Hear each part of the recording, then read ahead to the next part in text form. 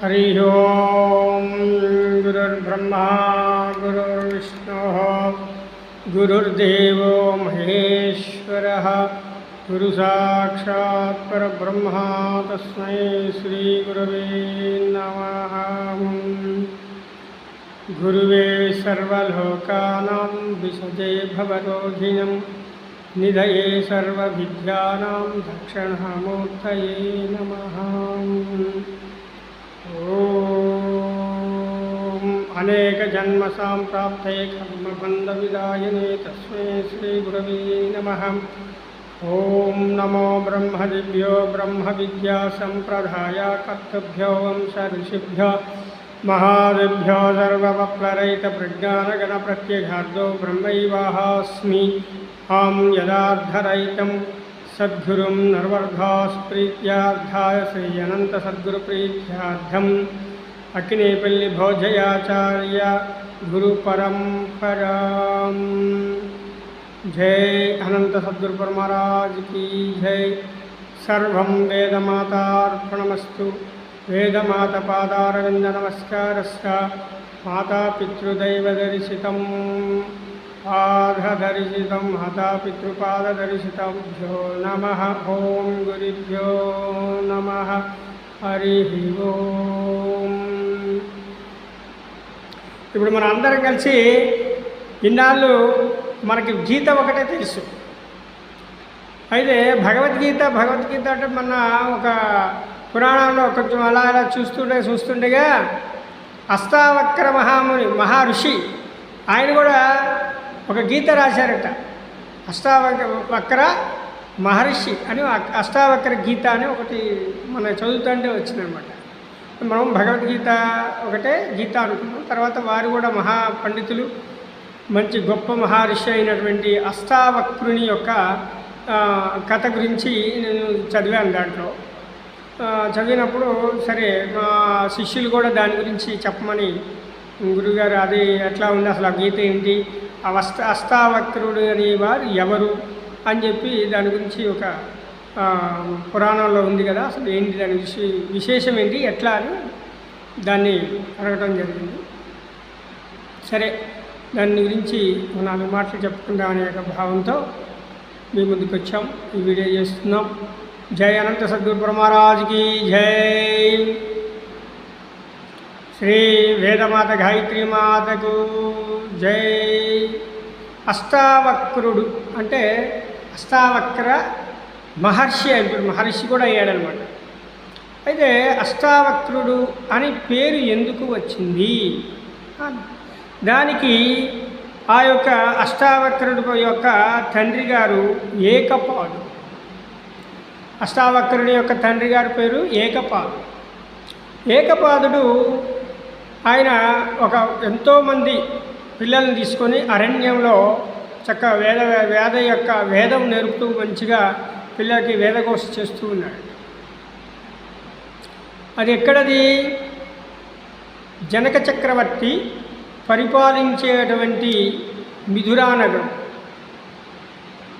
నగరంలో ఆయన యొక్క పరిపాలనలో, జనక చక్రవర్తి యొక్క పరిపాలనలో ఈ యొక్క ఏకపాదుడు అనేటువంటి మహా పండితుడు ఎంతో మందికి పిల్లలకు పాఠాలు చెప్తూ ఉన్నాడు. ఆ విధంగా పాఠాలు చెప్తున్నటువంటి సమయంలో జనక చక్రవర్తి గారి యొక్క ఆస్థానంలో ఉద్దాలకుడు అని ఒక గొప్ప పండితుడు ఉండేవాడు. ఆ గొప్ప పండితుడు ఉద్దాలకుడు ఈ యొక్క జనక చక్రవర్తి దగ్గర ఆస్థాన పండితుడిగా ఉండేవాడు. ఒక సమయం నందు ఈ యొక్క పాదుడిని చూసి చాలా శాస్త్రాలు పాండిత్యాలు చాలా బాగున్నాయి అని చెప్పి ఆ యొక్క కుమార్తె అయినటువంటి సుజాతను ఇచ్చి ఆ యొక్క ఉద్దాలకుని యొక్క కూతురిని ఏకపాదుడికి ఇచ్చి వివాహం చేస్తారు.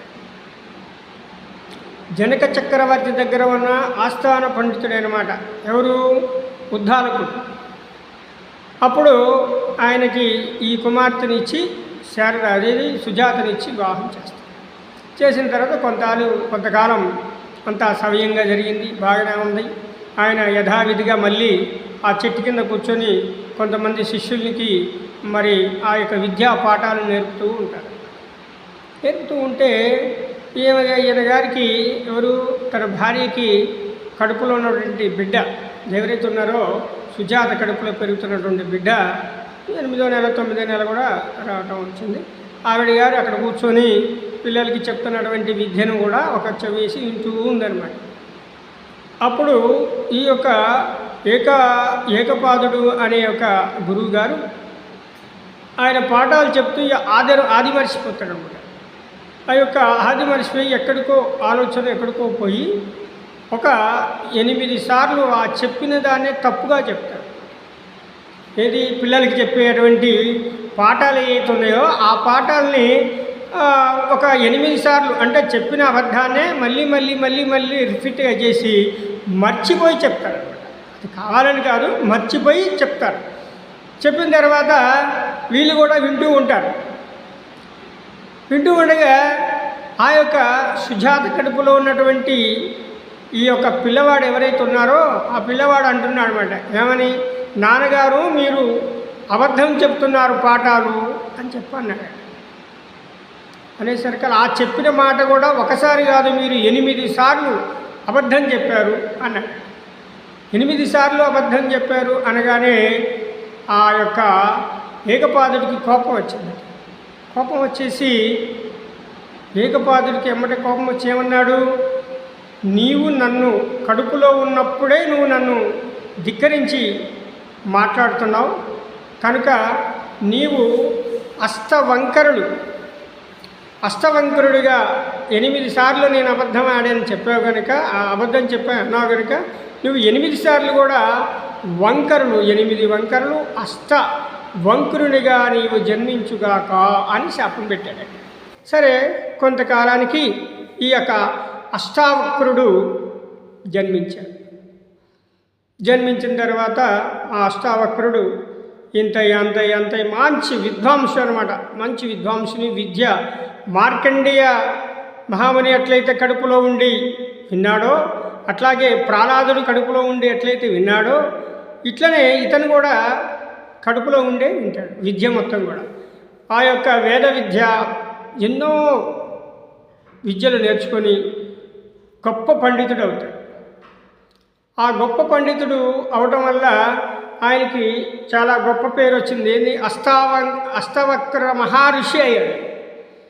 చాలామందికి బొడ్డు కోసి పేరు పెడతారు, కానీ ఆయన కడుపులో ఉన్నప్పుడే ఆయనకి పేరు పెట్టారు అష్టావక్రుడు. ఇక అదే పేరు ఖాయం చేసి అదే పేరుని కంటిన్యూ చేస్తూ వచ్చారు. ఒకానొక సమయమున ఆయన ఇంటి నుంచి వెడలిపోయి ఎక్కడో ఒక కాడ తపస్సు చేసుకుంటూ జీవిస్తూ ఉంటాడు. అప్పుడు ఒకానొక సమయంలో జనక చక్రవర్తికి ఆధ్యాత్మిక చింతనని వినాలని బాగా పట్టుదల ఉంది, బాగా ఆ జ్ఞానాన్ని పొందాలని ఆకాంక్ష బాగా ఉంది. అప్పుడు ఆ యొక్క జనక చక్రవర్తి ఎక్కడెక్కడ ఉన్నటువంటి పండితులందరినీ కూడా పిలిపిస్తాడు. పిలిపించి, పండితులారా, మీరు నాకు జ్ఞాన మార్గానికి కావలసినటువంటి సూచనలు సలహాలు బోధించాలి మీరందరూ కూడా అని చెప్పంటే ఎక్కడెక్కడ పండితులు పామరులు అందరూ కూడా వచ్చి తనకి తెలిసినటువంటి విషయాన్ని వారికి బోధిస్తూ వస్తూ ఉంటారన్నమాట. ఒకరోజు ఇలా బోధించి కొన్నాళ్ళకి అయిన తర్వాత మనలో ఉన్నటువంటి పండితులు ఎంతమంది ఉన్నా నాకు జ్ఞానోపదేశం ఇచ్చేవాడు కావాలి. అది కూడా ఎప్పుడు, గుర్రం తెప్పించి ఒక కాలు డెక్క, ఆ గుర్రం ఎక్కేటప్పుడు ఒక కళ్ళం డెక్క ఉంటుంది, దాంట్లో కాలు పెట్టి రెండో కాలు పైకి లేపి గుర్రం మీద కూర్చునేంత లోపల నాకు జ్ఞానం బోధించాలి.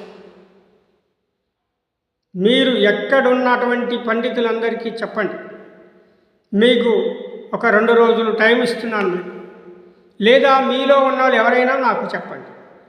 పండితులు వారికి ఎవరికి కూడా జ్ఞానం గురించి తెలియదు.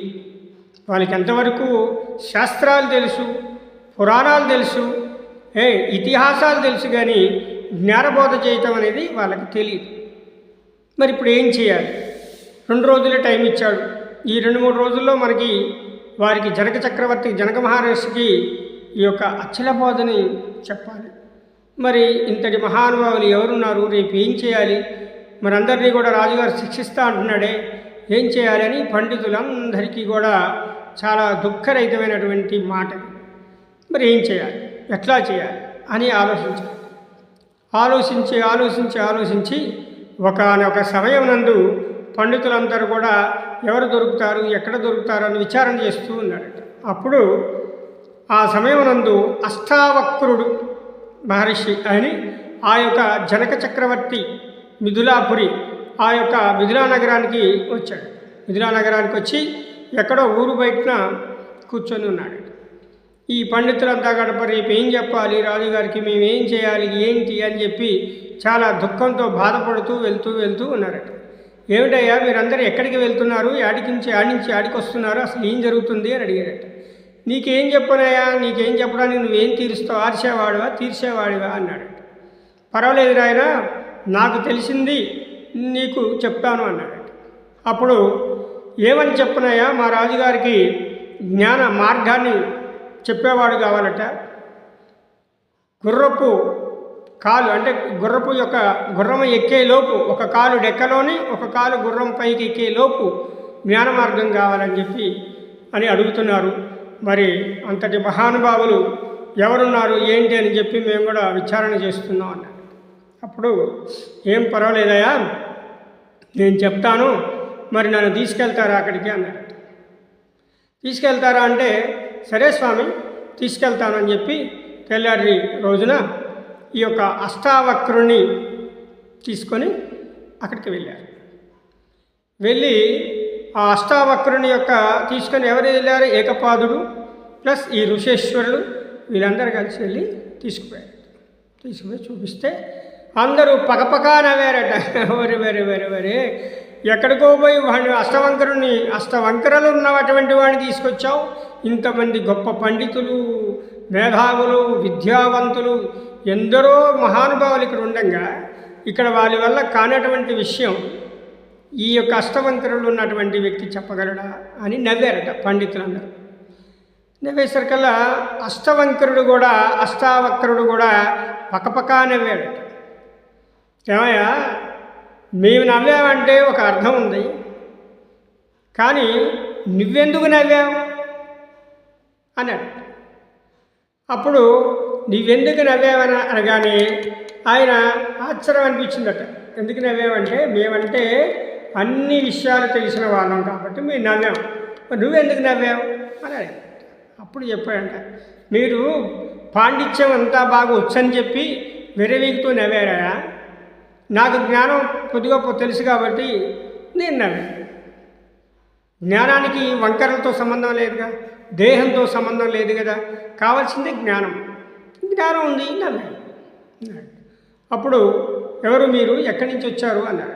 నేను అష్టావక్రుడిని. మరి మీ కాడ మీరు జనక చక్రవర్తి మీకు ఒక మాట చెప్పారని, అది బ్రహ్మ విద్య బోధించాలని, అది కూడా ఈ గ్రప్పపాటులోనే నాకు జ్ఞానం కావాలని అడిగారట. వారికి సమాధానం నేను చెప్తానని వచ్చాను. అప్పుడు రాజుగారికి పోయి చెప్పారట, చక్రవర్తి గారు ఇగో ఇతను మీకు చెప్తాడట సమాధానం అన్నాడు. ఏమి నాయనా చెప్పగలవా? చెప్తాను, కానీ నేను చెప్పినట్టు మీరు వినాలి అన్నాడు. వింటాను, రండి వెళ్దాం పదండి, నా ఎమ్మటి రండి అని. సరే ఎమ్మటి తీసుకొని కొంత దూరం వెళ్ళాడు. గుర్రాన్ని తెప్పించండి అన్నాడు. గుర్రాన్ని తెప్పించమన్నాడు. గుర్రం తీసుకొచ్చాడు. గుర్రం మీద కాలు పెట్టాడు, ఇది ఎక్కటానికి. రెండో కాలు లేపబోయేసరికల్లా అట్లా ఆపండి అన్నాడు. ఆపండి అనేసరికల్లా ఏం చేయాలి, ఒక కాలు ఏమో దాంట్లో ఇరుక్కొని ఉంది, రెండో కాలు లేపేటానికి ఆపమన్నాడు. ఎంతసేపు ఆపగలడు, చాలా ఇబ్బందికరంగా ఉందంట. అయినా పర్లే ఆపండి అన్నాడు. ఆపాడు. నీకు జ్ఞానం బోధ నేను చెప్తున్నాను, మీరు వినమన్నాడు. చెప్పండి స్వామి. తనము ధనము మనస్సు, ఈ మూడు నాకు అర్పించండి, నేను నీకు బోధ చెప్తాను.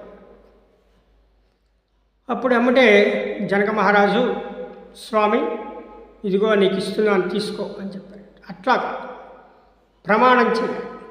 అప్పుడు ఎమ్మటే దిగొచ్చి చేతిలో నీళ్లు పోసి తనమును ధనమును మనసును నీకు అర్పించదా అని దానం అలా ప్రమాణం చేశారు. ఇప్పుడు మీరు ఎక్కండి అన్నాడు. మళ్ళీ కాలు అక్కడ పెట్టి పైకి లేపే లోపల మీకు ఇచ్చాను పో జ్ఞానం అన్నాడు. మళ్ళీ ఇప్పుడు చెప్పండి అంటే తనమును ధనమును మనసును నీకు అర్పించదా అన్నాడు. పో మీకు ఇచ్చాను వెళ్ళిపోండి అన్నాడు. పై జనక చక్రవర్తి కాళ్ళు ఎగట్లేదు, అట్లాగే ఉన్నాడు. ఉలుకు లేదు, పలుకు లేదు. ఏం చేయాలో అర్థం కాదు. వెళ్ళిపోయాడు. నీకు ఇచ్చాను జనక చక్రవర్తి, మీకు ఇచ్చాను జ్ఞానం, మీకు ఇచ్చాను అని చెప్పి ఆయన వెళ్ళిపోయేసరికల్లా టైం అయిపోయింది, పొద్దుపోయింది, చాలా టైం అయిపోయింది. ఏంది ఋషులు మహానుభావులు వీళ్ళంతా కూడా ఎక్కడెక్కడ, పండితులు పామరులు వీళ్ళంతా కూడా ఎక్కడెక్కడికి వెళ్ళిపోయారు.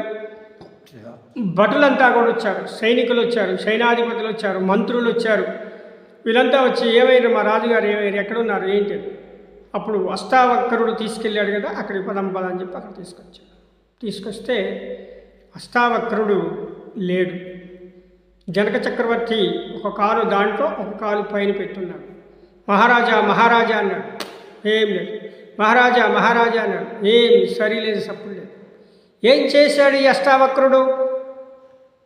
ఈ అష్టావక్రుడు ఏం చేశాడు మా యొక్క రాజుగారు అని చెప్పి ఆ అష్టావక్రుడు ఎక్కడున్నాడో తీసుకురమ్మని చెప్పి పిలుచుకొచ్చి అష్టావక్ర మహర్షి మా గురువుగారిని ఏం చేశారు, మళ్ళీ మా గురువుగారిని యథావిధిగా తయారు చేయండి, యథావిధిగా రాజ్యాన్ని పరిపాలించాలి కదా అని చెప్పని అప్పుడు అడగ్గా వచ్చి ధనమును అర్పించినటువంటి శిష్యుడికి తిరిగి ఇచ్చాడు.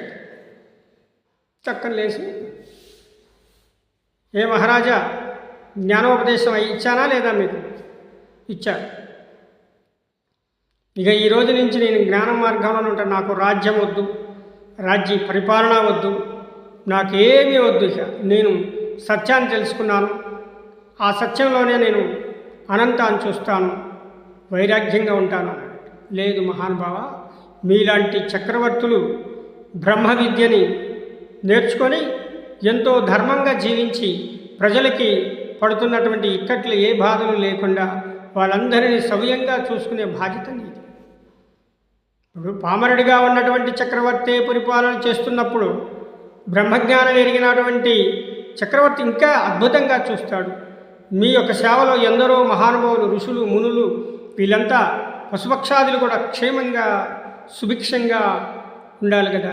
కాబట్టి బ్రహ్మజ్ఞానం తెలుసుకున్నంత మాత్రానే నువ్వు ఇక్కడే వైరాగ్యం చెందటానికి వీల్లేదు. మీరు వెళ్ళండి, వచ్చిన త్రోవని పెట్టుకొని వెళ్ళండి. కానీ ఒక మాట మాత్రం మీకు చెప్తున్నాను. ఏమిటి అది? ధనమును మనసును నాకు అర్పించావు.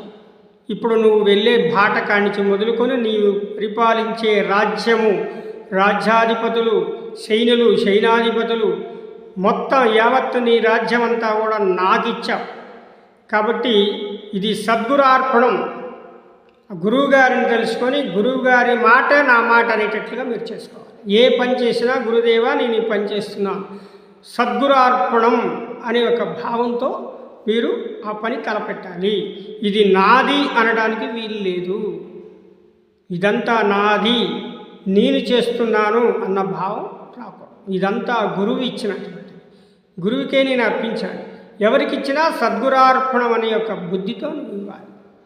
ఎవరికిచ్చినా సద్గురార్పణం, ఈశ్వరార్పణం, దైవతార్పణం అని అదే ఒక మాట తప్ప వేరే ఒక మాట రావడానికి వీల్లేదు. అప్పుడే నీ యొక్క రాజ్యంలో సుభిక్షంగా ఉంటుంది. నేను అనే భావన కలిగితే మళ్ళీ అహంకారం నిన్ను ఆవరిస్తుంది.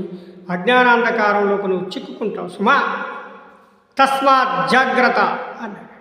అనగానే ఇంకా అప్పుడు వెంబటే రాజుగారు అక్కడి నుంచి వెళ్ళిపోయారు. వెళ్ళిపోయిన తర్వాత పండితుల పామరులంతా కూడా ఎక్కడి వాళ్ళు అక్కడ వెళ్ళిపోయారు. ఆ యొక్క ఏకపాదుడు కూడా ఇంటికి వచ్చేస్తాడు. వస్తా ఒక రాజ్యాధిపతి దాటిన తర్వాత అక్కడ ఈ అష్టావక్రుని తీసుకుని తండ్రి గారు, నాయన నీవు ఇంత గొప్ప విద్వాంసుడు అయ్యావు, చాలా పేరు ప్రఖ్యాతులు వచ్చినాయి, నువ్వెంతో గొప్పవాడు అయ్యావు, చాలా సంతోషం, ఇగో అక్కడ నది ఉంది, నదిలో స్నానం చేసి రా నాయన అన్నాడు. అప్పుడు వెళ్ళేసి శుభ్రంగా ఆ యొక్క తల్లిదండ్రులను తెలుసుకొని ఆ యొక్క నదిలో శుభ్రంగా స్నానం చేశాడు. చేస్తే అష్టావక్రులన్నీ కూడా, అష్టవక్రులు మొత్తం కూడా పోయి గొప్ప అతి సౌందర్యవంతుడు అవుతాడు ఆ అష్టావక్రుడు. ఈ అష్టావక్రుడికి ఎన్నో రకాలైనటువంటి బిరుదులు, ఎన్నో రకాలైనటువంటి ప్రఖ్యాతులు వీళ్ళు కలిసి అష్టావక్రుడు పెద్ద గొప్ప మహర్షి అవుతాడు. తర్వాత ఆయన వివాహం చేసుకుంటాడు. సరే, ఇంకా ఎన్నో మార్గాలుగా, ఎన్నో కథలుగా ఇవన్నీ కూడా పురాణాలు కనుక పురాణాలు ఎన్నో రకాలుగా మనం చెప్పుకోవచ్చు. సరే, ఏదేమైనప్పటికీ కూడా అష్టావక్ర మహర్షి కూడా వారు కూడా ఒక గీతను రాశాడంట, అష్టావక్ర గీత. ఆ అష్టావక్ర గీత నేను ఎక్కడో చదివాను. చదివిన వెంటనే దీని గురించి కూడా ఒక 4 మాటలు మనకి చెప్పాలి అనే ఒక ఆకాంక్ష కలిగింది. ఇప్పుడు నేను అష్టావక్రుని యొక్క గీత గురించి నేను చెప్పాల్సి వచ్చింది. ఎందుకంటే మనం భగవద్గీత విన్నాం, ఆత్మగీత విన్నాం, వ్యాసుని యొక్క గీత విన్నాం, ఎన్నో గీతలు విన్నాం. కానీ అష్టావక్రుని యొక్క గీత కూడా ఉందా అని మనకి ఇప్పుడు ఇంతకుముందు అంటే గ్రంథం చదివినప్పుడు మనకి దాంట్లో లభ్యమైంది. కాబట్టి ఈ యొక్క అష్టావక్రుని యొక్క కథ ఎంతో ఆదర్శవంతం. అది కూడా ఎవరికి? ఒక జనక చక్రవర్తికే గురువు అష్టావక్రుడు. అంటే మామూలు విషయం కదా, ఒక జనక చక్రవర్తే గొప్ప విద్వాంసుడు, గొప్ప పండితుడు. ఆయన ఎంతోమందిని ఆదర్శవంతంగా చూసుకొని గురువుగా భావించుకున్నాడు. కానీ బ్రహ్మ విద్య నేర్పిన వ్యక్తి మాత్రం ఒక అష్టావక్రుడే ఆ యొక్క జనక చక్రవర్తికి గురువయ్యి బ్రహ్మ విద్యను బోధించాడు. అంటే ఇక్కడ అష్టవంకరులని కాదట, బ్రహ్మ విద్య ఎవరి దగ్గర ఉంటే వారు గొప్పవారు. ఇప్పుడు మీ అందరికీ మీకు అర్థమైంది కదా. కాబట్టి మనం ఇక్కడ తెలుసుకోవాల్సింది ఏంటంటే అష్టవంకరులు కాదు, అష్టాదశ పురాణాలు, అష్టాదశ యొక్క జ్ఞానం మార్గాన్ని మనలో ఉండి జ్ఞానాన్ని పెంచుకొని అద్భుతమైనటువంటి సారాంశాన్ని మనం గ్రహించటమే దానే జ్ఞానబోధ అంటారు. సర్వం వేదమాత పాదారవింద నమస్కార పూజాంచహం కరిష్యామి, సర్వం వేదమాత పాదారవిందార్పణమస్తు. జై అనంత సద్గురు ప్రభు మహారాజ్ की జై, జై అనంత సద్గురు ప్రభు మహారాజ్ की జై, జై అనంత సద్గురు ప్రభు మహారాజ్ की జై. సర్వేభ్యో నమః దస్యార్భ్యం. అనంత సద్గురు ఆత్మబోధామృత గాయత్రి జ్ఞానపీఠం. ఈ జ్ఞానపీఠం నుండి మీకు ఈ వీడియో చేసి మీకు పంపిస్తున్నాం. ఇది భద్రాద్రి కొత్తగూడెం జిల్లా మణుగూరు మండలం ప్రొఫెసర్ జయశంకర్ నగర్ కాలనీలో ఈ పీఠం స్థాపించి దాదాపుగా ఒక 2 సంవత్సరాలుగా వస్తుంది. రేపు మళ్ళీ ఆషాఢ పౌర్ణానికి కూడా 1 సంవత్సరం అవుతుంది. ఆ యొక్క ఆషాఢ పౌర్ణం పూజలు కూడా ఇక్కడ చేస్తూ ఉంటాం. మనకు తెలిసినటువంటి బ్రహ్మ విద్యలో ప్రతి ఒక్క ప్రోగ్రాం మీతో పంచుకుంటాం. మీరందరూ కూడా సబ్స్క్రైబ్ చేయండి. చక్కగా మంచి విషయాలు మీకు తెలియజేయడానికి నేను ఎప్పుడూ మీ ముందుంటాను, మీకు బోధిస్తూనే ఉంటాను, ఇలా చెప్తూనే ఉంటాను. నాకు తెలిసిన బ్రహ్మ విద్యని ఎప్పుడు ప్రజల ముందుకు తీసుకొస్తూనే ఉంటాను. దాంట్లో ఎన్నో విషయాలు మనం అందరం పంచుకుందాం. సత్యం గురించే మనం పోరాడుతున్నాం, గొప్పల గురించి పోరాటం లేదు. సత్యం తెలిసిన 4 ముక్కలు మనం చెప్పుకుంటున్నాం తప్ప ఇందులో గొప్పలకి పోయేది ఏదీ లేదు. సర్వం సద్గురుని యొక్క పాదారవింద నమస్కారం. సద్గురు యొక్క పాదాల దగ్గర ఉండే వాళ్ళం మాత్రమే మనం. సర్వం వేదమాత పాదారవిందార్పణమస్తు. జై సద్గురు ప్రమహారాజుకు జై, జై అనంత సద్గురు ప్రమహారాజుకి జై.